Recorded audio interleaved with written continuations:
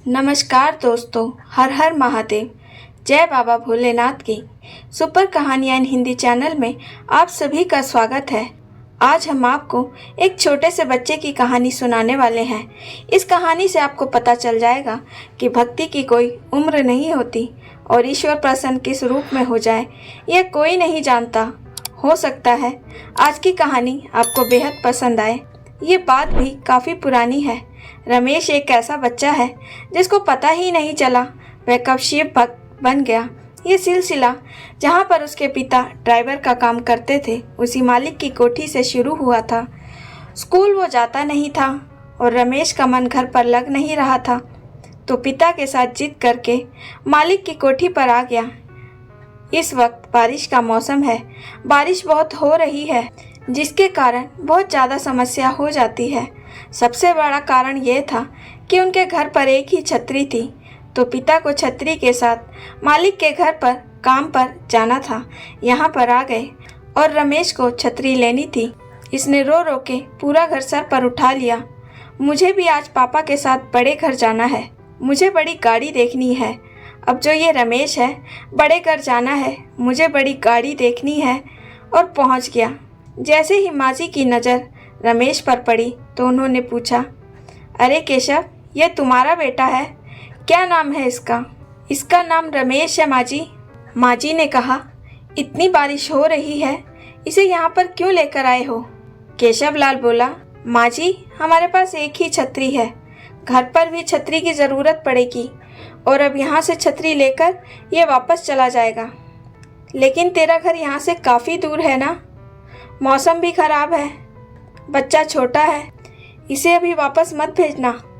केशव बोला, माँ जी, मैं आपको साफ साफ बातें बताता हूँ, ये कोई छोटा बच्चा नहीं है, ये तो पूरा का पूरा धमाल है। घर तो क्या, पूरा आस पड़ोस को सर पे उठा के रखा है इसने। इसे घर से बाहर रहने में भी बहुत मज़ा आता है। एक तो इसे कहीं भी पानी भरा मिल जाए, और आज तो वैसे भी बारिश हो रही है और इसे पानी में छप छप करने में बड़ा मज़ा आता है, तो आज इसके सारे ही काम हो जाएंगे। माँ जी जो शिव भक्त हैं, उन्होंने रमेश के सर पर हाथ फेरा और पूछा, बेटा कौन सी क्लास में पढ़ते हो? नहीं माँ जी, मैं अभी क्लास नहीं जाता हूँ। वो क्या है ना, पापा ने मेरी फ़ीस जमा नहीं करी थी, तो मैडम ने मेरा नाम स्कूल से काट दिया। पापा कहते हैं कि अगले साल वे मेरा नाम स्कूल में लिखवा देंगे। ये क्या केशव, बच्चा इतना बड़ा हो गया है, ऐसे तो इसकी पढ़ाई खराब हो जाएगी। इतने में रमेश झट से बोला, माँ जी, अभी पापा के पास पैसे नहीं हैं, दोनों दीदी स्कूल जाती हैं, जब वह बड़ी क्लास में आ जाएंगी तो मेरा नाम भी स्कूल में लिखवा देंगे। इसका मतलब ये है कि स्कूल नहीं जाता, पढ़ाई नहीं करता। माँ जी ने कहा। रमेश बोला, माँ जी, जो बच्चे स्कूल जाते हैं ना, वो मुझसे ज़्यादा नहीं जानते होंगे। मुझे सारे अक्षर आते हैं और मुझे सारी टेबल आती है। आपको पता है, मुझे 50 तक टेबल आती है। सुनकर माँ जी खुश हो गई। क्या केशव, तेरा बेटा तो बड़ा होशियार है, तो इसे पढ़ाने के लिए स्कूल क्यों नहीं भेजता? वह माँ जी, थोड़ा हाथ टाइट है, पहले बिटिया को पढ़ाऊँगा, कोई दिक्कत नहीं है। ये तो पढ़ने में अब होशियार हुआ है, जब स्कूल जाता था तो कहाँ इतना होशियार था। अब स्कूल नहीं जाता तो पता नहीं पूरे दिन क्या किताबें पलटता रहता है। मुझे गुणा के सम भी आते हैं, मुझे ABCD भी आती है, पूरी की पूरी वर्णमाला भी आती है। घर में मैं खूब अच्छे से पढ़ता हूँ, लेकिन अभी मेरा खुद भी स्कूल जाने को मन नहीं है ना, और अब दीदी भी मुझे घर पर पढ़ाती है। रमेश बोला, अच्छा पापा, मैं छतरी लेकर घर जाऊं?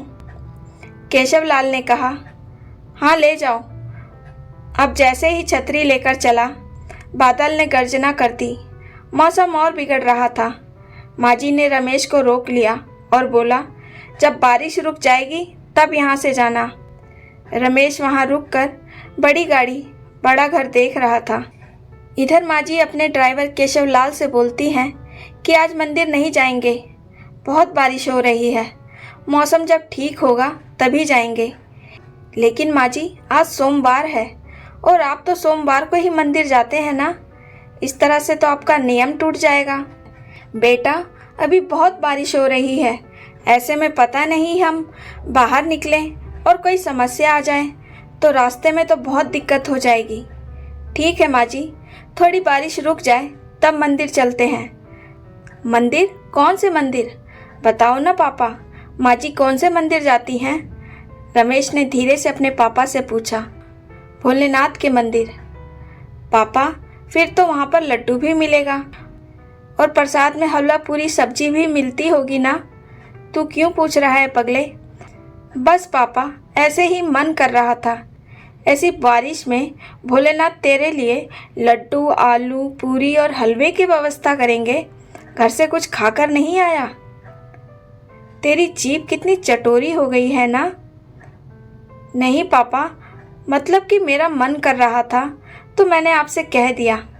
अब बाप बेटे की ये खुसुर फुसुर माँ जी ने सुन ली। बोली, लड्डू तो नहीं, सूजी का हलवा बनाकर खिला सकती हूँ तुम्हें। ये सुनते ही रमेश खुश हो गया। बोला, सूजी का हलवा? कहाँ है सूजी का हलवा? माँ जी ने कहा, हलवा बनने में कितनी देर लगती है? अभी 2 मिनट में हलवा बनाकर लाती हूँ सबके लिए, तब तक शायद बारिश भी बंद हो जाए। माँ जी हलवा बनाकर ले आईं और सबको एक एक कटोरी में दिया और रमेश से पूछा, कैसा हलवा बनाया है बेटा? रमेश बोला, बिल्कुल भी अच्छा नहीं है। ये क्या, इसमें तो मूंगफली मुंह में आ रही है, सूजी तो इसमें कहीं दिखाई ही नहीं दे रही। केशव कहता है, पगले, जिसे तू मूंगफली बोल रहा है वो बादाम, काजू और किशमिश है। पापा, आपको तो पता है ना, मुझे ये सब चीज़ें अच्छी नहीं लगती। माँ जी, आगे से आप जब भी हलवा बनाना ना तो ये सब चीज़ें मत डालना। गाजर में गाजर का स्वाद गायब हो जाता है और सूजी में सूजी का स्वाद गायब हो जाता है। वो तो ऐसे ही अच्छा लगता है, नहीं तो ना उसका स्वाद बेकार हो जाता है। आगे से मत डालना कुछ भी इसमें। इतने में केशव बोला, तेरी जीभ तो बड़ी स्वाद पहचानती है।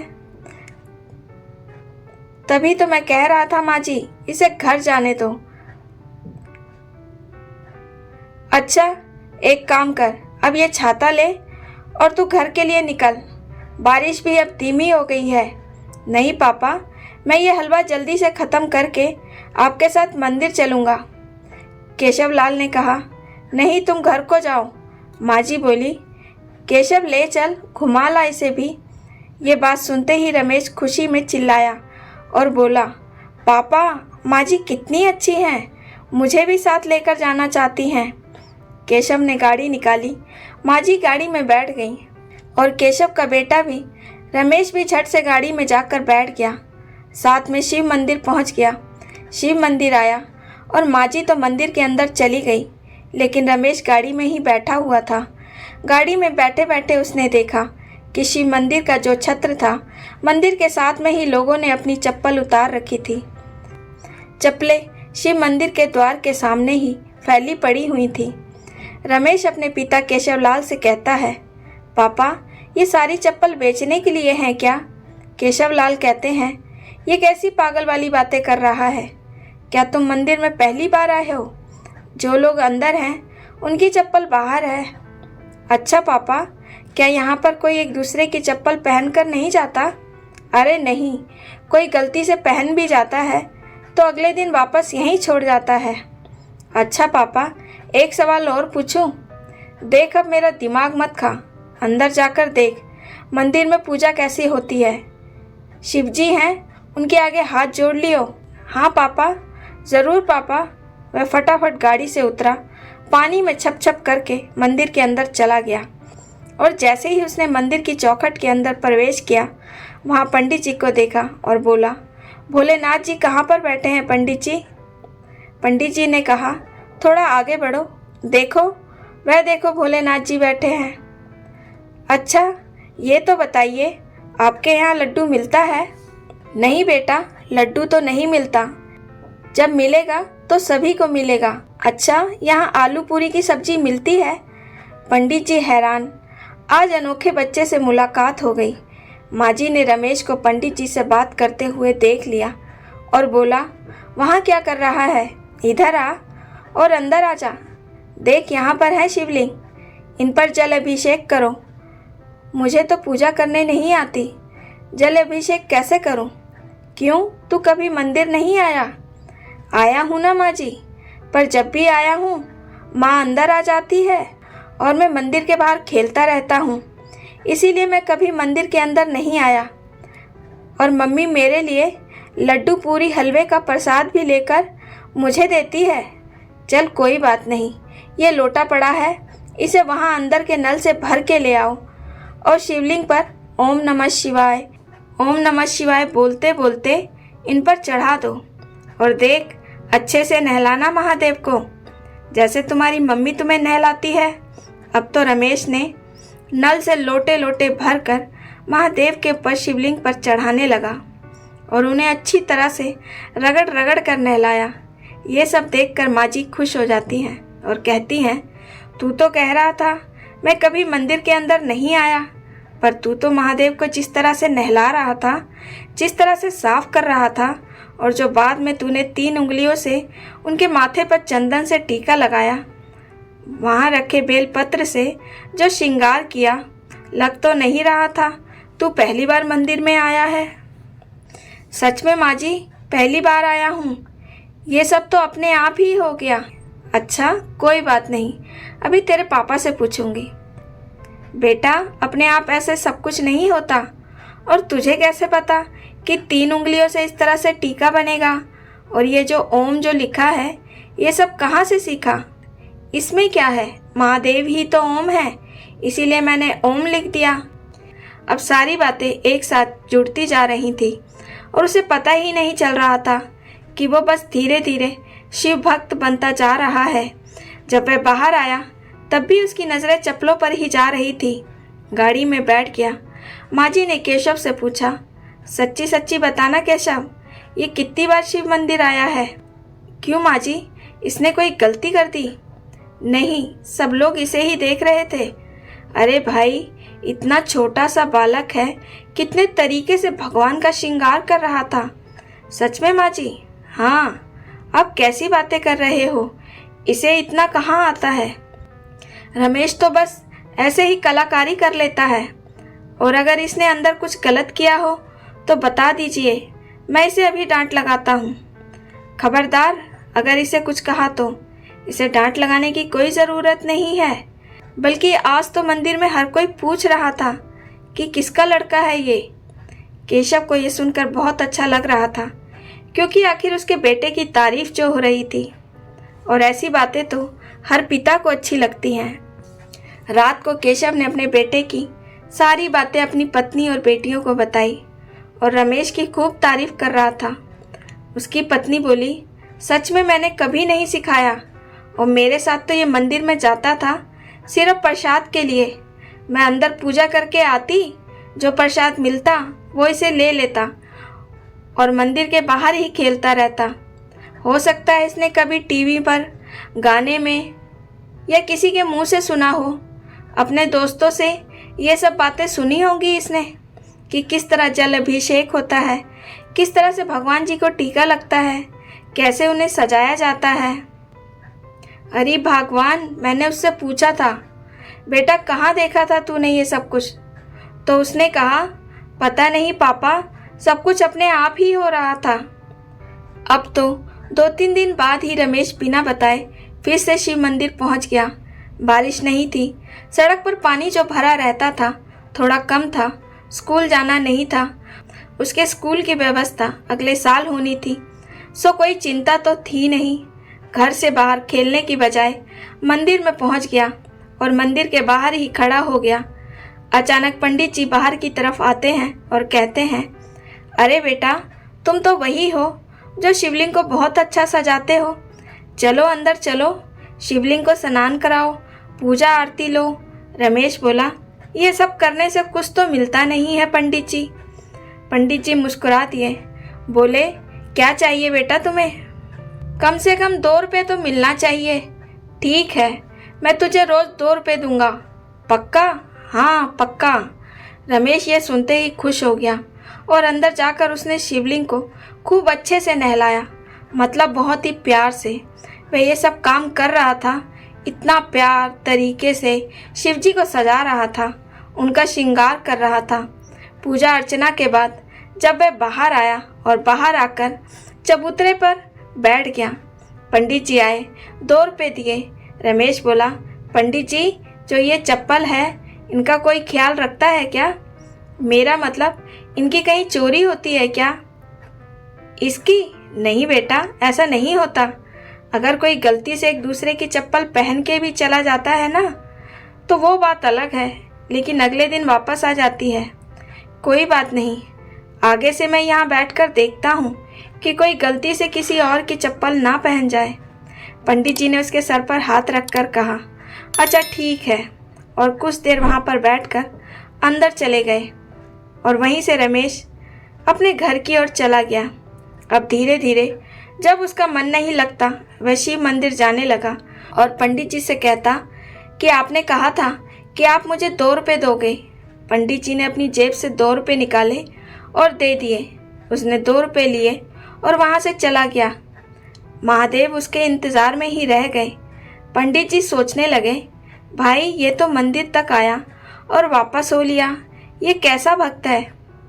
1 दिन, 2 दिन, 3 दिन, ऐसा करके उसने 10-12 दिन इस तरह से निकाल दिए।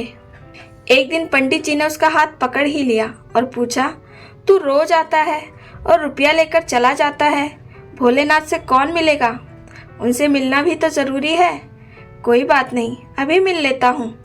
अंदर गया, श्रृंगार करके बाहर आया, बैठ गया, फिर से चप्पलों के पास बैठा था। अब पंडित जी ने इसे दोबारा बाहर बैठा देखा।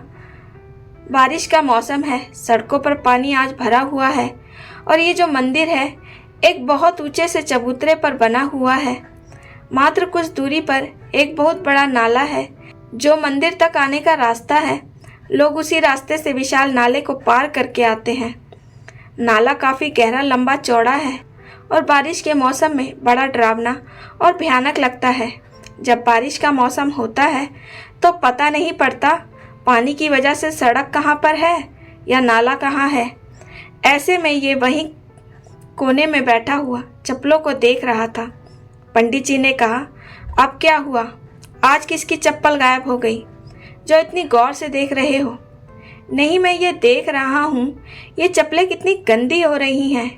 बेटा, गंदी तो हो रही हैं, मौसम भी तो ऐसा है और इतना बड़ा गंदा नाला यहाँ आसपास बह रहा है। कोई बात नहीं, तू परेशान मत हो। पंडित जी, क्या मैं इन सब की चप्पलें साफ कर दूँ? इन्हें कैसा लगेगा?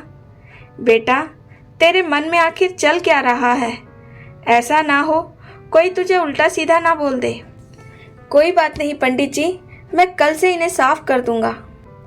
और अगले दिन सुबह न जाने क्या हुआ, सड़कों और नालों पर पानी तो था लेकिन आज बारिश नहीं थी। खिली खिली धूप निकली थी। वह अपने घर से ठीक 8 बजे फटाफट निकलता है और अपनी माँ जी के, मतलब जिनके घर उसके पापा गाड़ी चलाते हैं, वहाँ पहुँच जाता है। माँ जी राम राम। माँ जी उसे देखकर खुश हो जाती हैं। ओहो, आज तो शिव भक्त आए हैं। राम राम, कैसा है तू? मैं बिल्कुल ठीक हूँ माँ जी। मुझे आपसे कुछ सामान चाहिए था। क्या चाहिए? फव्वारा। कौन सा फव्वारा? जो बाथरूम में लगा हुआ है? अरे नहीं नहीं, जिसे आप पौधों पर पानी डालती हो। अच्छा, क्यों चाहिए? मैं आपको सब कुछ बताऊंगा माँ जी, बस पहले आप मुझे फव्वारा दे दो। उसमें थोड़ा सा शैम्पू, थोड़ा सा साबुन और पानी डाल देना। माँ जी, एक साफ कपड़ा भी देना। तू गाड़ी वगैरह साफ कर रहा है क्या? घर जा, नहीं तो अभी तुझे मुझसे डांट पड़ जाएगी। तुम्हें कोई गाड़ी साफ नहीं करनी। तभी उसके पिताजी वहाँ आ जाते हैं। तू यहाँ क्या कर रहा है? बोला, मैं माँ जी से फव्वारा लेने आया हूँ। पापा, मैं आपको बाद में बता दूंगा सब कुछ। माँ जी अंदर गई और जैसा आदेश रमेश ने माँ जी को दिया था वैसा ही फव्वारा उसके अंदर शैम्पू, साबुन डालकर पानी भर कर लेकर आ गई। माँ जी, आप ये सब क्या कर रहे हो? और रमेश, तू बताता क्यों नहीं? क्या हुआ है? तुझे क्यों चाहिए? पापा, मैं कल मंदिर गया था और जब भी मंदिर जा रहा हूँ तो सबकी चप्पल बहुत गंदी होती है। अब जब तक वह सब पूजा करके मंदिर से बाहर आएंगे ना, तब तक मैं उनकी चप्पलें साफ कर दूंगा। यह सब सुनकर माँ जी मुस्कुराने लगी। बेटा, यह सब करने के लिए तुझे किसी ने कहा है क्या? नहीं माँ जी, यह बात नहीं। सच, मुझसे किसी ने कुछ नहीं कहा। मुझे खुद से ये सब देखने में अच्छा नहीं लग रहा। आप भी तो किसी के फंक्शन में जाते हो, पार्टी में जाते हो, किसी के जन्मदिन वगैरह में जाते हो तो अच्छे कपड़े और चप्पल पहनकर महादेव से मिलने जाते हो ना। लेकिन मंदिर के बाहर सबकी चप्पल जूते इतनी गंदी हैं, मैं साफ कर दूंगा। माँ जी ये सुनते ही बोली, इसे ही श्रद्धा कहते हैं। इसे ये नहीं पता कि ये क्या बोल रहा है। मेरी बात मान लो केशव, अब ये महादेव का भक्त बन चुका है। उसे अच्छा नहीं लग रहा कि उसके महादेव को कोई मिलने आए तो उसके जूते चप्पल गंदे हों, और वह भी सब उनके सामने जूते चप्पल उतार कर अंदर जाते हैं। यह सुनते ही रमेश बोला, हाँ, मैं पंडित जी से कहकर उन सभी को कहूँगा आप थोड़ा दूर मंदिर से दूर होकर साइड होकर अपनी जूते चप्पल उतारें, क्योंकि ईश्वर की तरफ चप्पलों का मुंह नहीं होना चाहिए। ईश्वर की तरफ आपका पैर नहीं होना चाहिए। पता नहीं, एक छोटी सी बात सभी को समझ नहीं आती। बहुत से जो लोग मंदिर जाते हैं वे बस मंदिर की दहलीज को पार करने से पहले चप्पल उतार देंगे और अंदर चल देंगे। पहली बात तो ये है कि अगर मंदिर आपके घर से ज़्यादा दूर नहीं है तो चप्पल पहनकर जाने की ज़रूरत ही नहीं है। दूसरा, अगर आप पहनकर जाते हो तो आपको इस चीज़ का ध्यान रखना चाहिए कि ईश्वर की मतलब एकदम निगाह के सामने चप्पल नहीं उतारनी चाहिए। मैंने देखा है बहुत से लोग जल चढ़ाते रहते हैं और उनका ध्यान बाहर अपनी चप्पल की ओर रहता है। क्या उनकी चप्पल में मोती लग रहे हैं? मतलब जो काम करने आए हो थोड़ा सा उस पर ध्यान दो। आपकी सारी मनोकामनाएं तो पूरी यही करेंगे ना। तब भी आपको जूते चप्पल की चिंता सताती रहती है। अब ये बच्चा फव्वारा और कपड़ा लेकर मंदिर के बाहर पहुंच गया। पंडित जी को बिना बताए बाहर बैठ गया और चप्पल वगैरह साफ करने लगा। खिली धूप थी, मौसम अच्छा था, लेकिन सड़क पर पानी भरा हुआ था। अब जो भी ये देख रहा था, भाई कमाल कर दिया, इसने तो चप्पल एकदम नई कर दी। खुश होकर किसी ने लड़के को 1 रुपया दिया, किसी ने लड़के को 2 रुपया दिया, कोई उसे प्रसाद दे रहा था, किसी ने उसे केला दे दिया। रमेश बहुत खुश हो गया क्योंकि महादेव की कृपा हो रही थी। पंडित जी आए और कहते हैं कि अंदर भोले बाबा से मिला कि नहीं, और आते ही तूने अपनी ड्यूटी शुरू कर ली। अच्छा ये बता, इतने पैसों का आखिर तू करेगा क्या?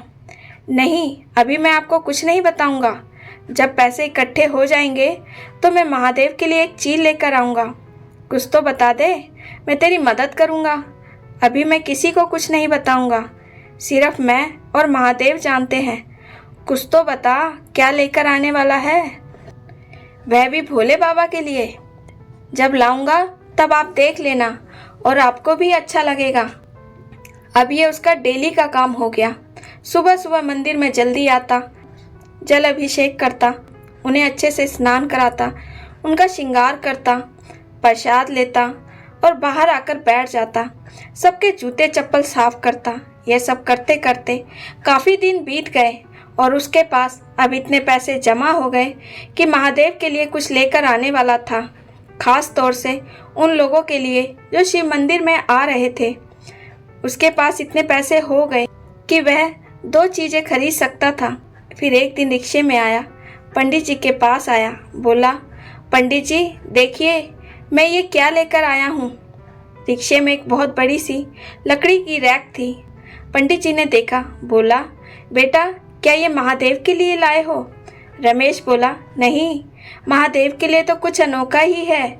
ये मैं उनके लिए लेकर आया हूँ जो यहाँ पर आकर चप्पल इस तरह से उनके सामने उतारते हैं। उनकी चप्पल उठाकर इसी रैक में लगा दूंगा, और इसे मैंने खुद बनाया है। जो भी टूटी फूटी लकड़ियाँ थी उन सबको धीरे धीरे इकट्ठा करके बनाया है, और इसके बारे में मैंने मम्मी, पापा, दीदी किसी को कोई खबर नहीं की है, और ना ही पंडित जी मैंने आपको बताया है। अपने दोस्तों के साथ मिलकर गुपचुप तरीके से तैयार किया है इसे। और आपको पता है इसमें कम से कम 50-60 जोड़ी चप्पल जूते एक साथ रख सकते हैं। पंडित जी कहते हैं, यह तो हो गया शिव भक्तों के लिए। अब तुम यह बताओ कि शिव के लिए क्या लेकर आए हो। फिर उसने अपनी जेब से एक बहुत प्यारी रुद्राक्ष की माला निकाली और बोला कि मैं ये बहुत समय से पैसे जोड़ जोड़ के एक एक रुद्राक्ष रोज खरीद रहा था, और कुछ मुझे इसमें जो धागे पिरोने थे वो यहाँ नहीं मिलते। ये माला इतनी मजबूत है, इसे पकड़कर मतलब आप मंदिर से भी लटक जाओगे तो ये टूटेगी नहीं। उन्होंने कहा, चल पगले, ऐसा कोई धागा नहीं होता। पंडित जी, मैं मजाक नहीं कर रहा। मेरी दीदी की किताब से मैंने इस धागे के बारे में पता किया है। अगर आप इसे 3 बार लपेट लो तो ये धागा टूट नहीं सकता। पंडित जी ने मजाक में हल्का सा जोर लगाया और देखा, वास्तव में ये माला टूटी नहीं। रुद्राक्ष की माला को उसने इस तरीके से तैयार किया था कि जो भी देखता आकर्षित हो जाता कि इतना छोटा बालक और कितनी सुंदर माला बना कर लाया है।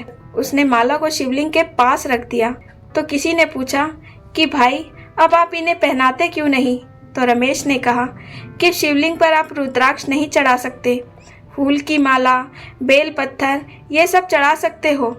रमेश बोला, महादेव के बारे में मैंने भी काफ़ी कुछ पहचाना है।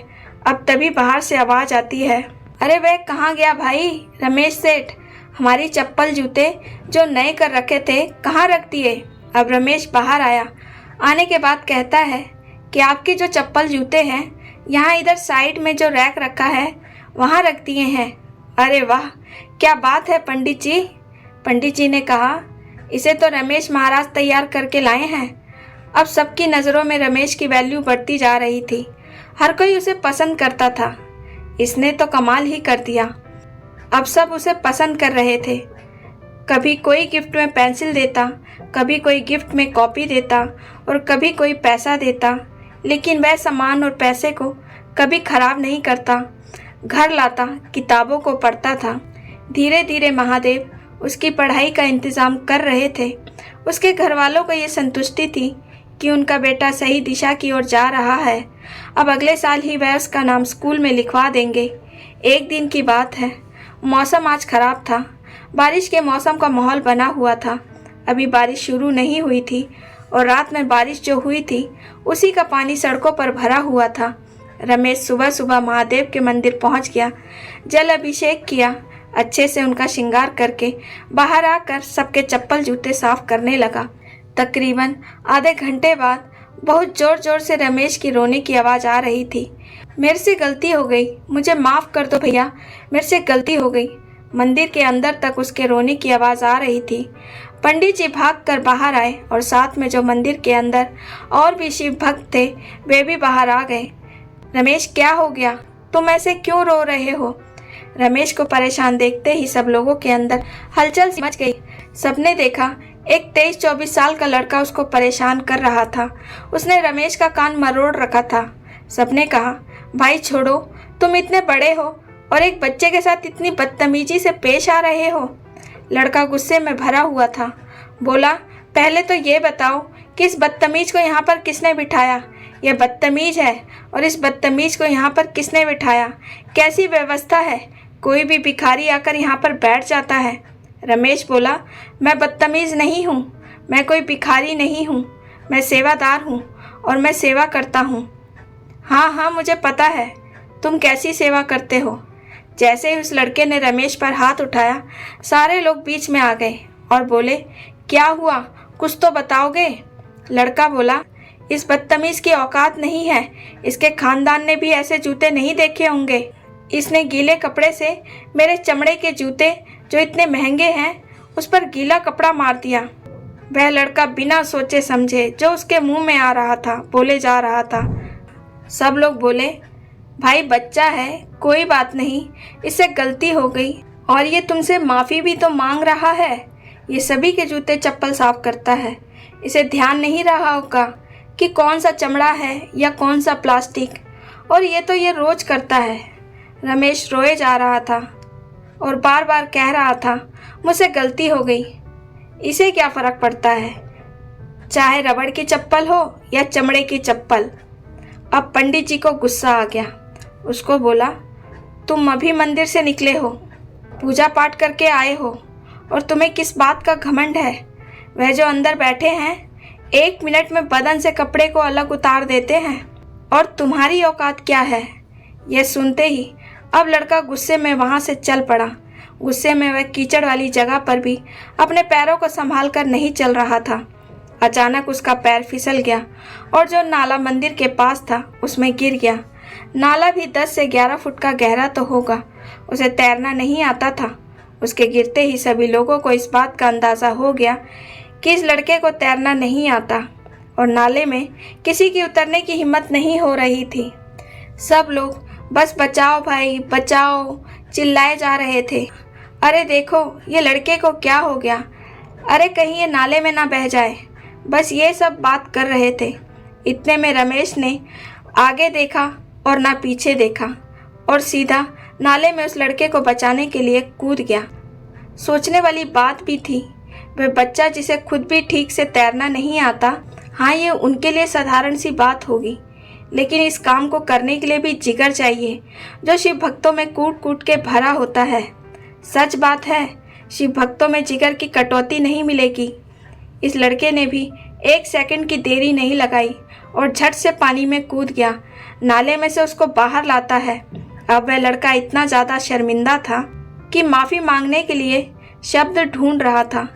पहले तो उसके जूते छू दिए थे, तो उसके ऊपर गाली गलौज करी, उस पर हाथ उठाया, सबके सामने बेइज्जती करी। अब तो बचाने के लिए उसको पूरा का पूरा छू लिया था, और अगर नहीं बचाता तो उसके प्राण जा सकते थे। रमेश ने कुछ सोचा ही नहीं और सीधा पानी में कूद गया, नाले में कूद गया और इस लड़के को बचा लिया। अब लड़का एकदम से उसके पैरों को छूकर बोलता है कि मुझसे बहुत बड़ी गलती हो गई, मैंने तुम्हें सबके सामने बहुत बुरा बोला। महादेव ने मुझे 1 सेकंड में मेरी औकात दिखा दी। सच में अगर कोई चमत्कार होता है तो यही है। मैं तैरना नहीं जानता था और अभी तुमसे मेरी नोकझोंक हुई। अगर तुमसे नोकझोंक ना हुई होती या तुम पर मेरा ध्यान नहीं गया होता तो मैं ना बच पाता, तो ये सब कुछ नहीं होता और मैं फिर भी गिर जाता। इस तरह से मुझ पर भी किसी का ध्यान नहीं जाता तो आज बहुत कुछ हो सकता था।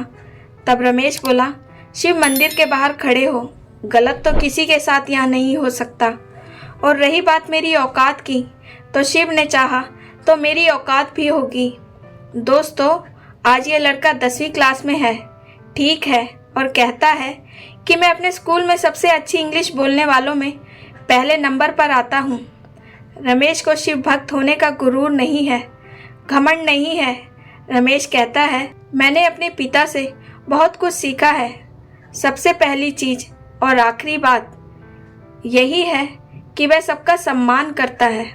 तो दोस्तों, आपको ये कहानी कैसी लगी? लाइक और कमेंट करके ज़रूर बताएं और चैनल को सब्सक्राइब करना बिल्कुल ना भूलें। मिलते हैं एक और नई कहानी के साथ। बहुत बहुत धन्यवाद। हर हर महादेव।